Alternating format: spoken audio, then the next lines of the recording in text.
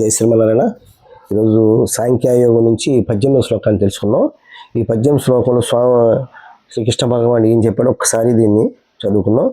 అంతవంత ఇమే దేహ నిత్య సోక్త శరీరణ అనాశినో అప్రమేయస్య తస్మాద్దుదస్వ భారత.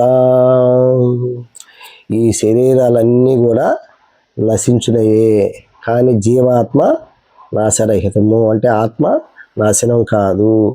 కాబట్టి అప్రమేయము, అనిర్వచనీయము అంటే ఇంకా దాన్ని చెప్పనలవి కాదు.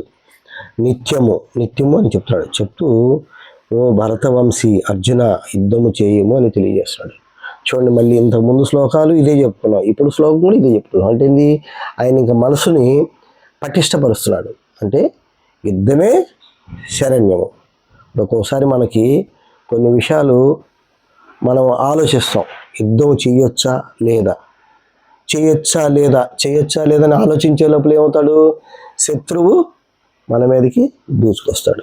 ఎప్పుడైతే శత్రువు మన మీదకి దూసుకొస్తే ఏమవుతుంది, మనం బలం ఉన్నప్పటికీ కూడా ఆ సమయంలో మనం ఏ నిర్ణయానికిలో కట్టుబడలేదు కాబట్టి మనం ఏం చేస్తాము, చేతులెత్తి నిలబడిపోతాం.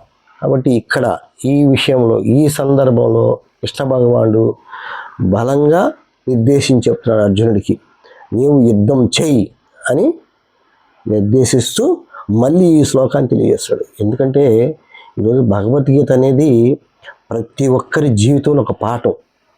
ప్రతి ఒక్కరూ జీవితంలో ఒక అడుగు వేయాలి అంటే, ఒకరి మంచి చెడు తెలుసుకోవాలంటే ఖచ్చితంగా ఈ భగవద్గీతను ప్రతిరోజు ఒక శ్లోకాన్నైనా తెలుసుకునే ప్రయత్నం చేయాలి. ఎప్పుడైతే ఈ విధంగా శ్లోకాన్ని తెలుసుకునే ప్రయత్నం చేస్తామో, దీనిలో మీకు జీవితం మొదల నుండి చివరి వరకు, అంటే పుట్టినప్పటి నుంచి మళ్ళీ గతించే వరకు, గతించడం అంటే ఏంది, పుట్టడం అంటే మరణించడం అంటే ఏంది, మళ్ళీ పుట్టుట. ఇంకా దీనికి అనేది స్టాప్ ఉండదు.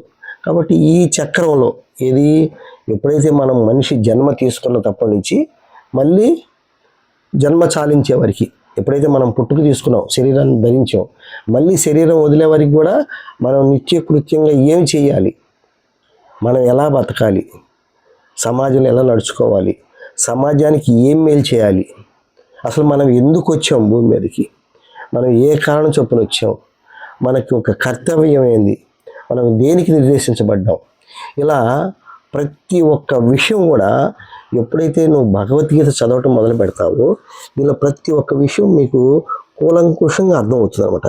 కాబట్టి ప్రతినిత్యం మనం ఈ యొక్క శ్లోకాలని అందిస్తున్నాం. మీరు ఖాళీగా ఉన్న సమయంలో వినే ప్రయత్నం చేయండి. మీకు నచ్చితే లైక్ చేయండి. జై శ్రీరామ్.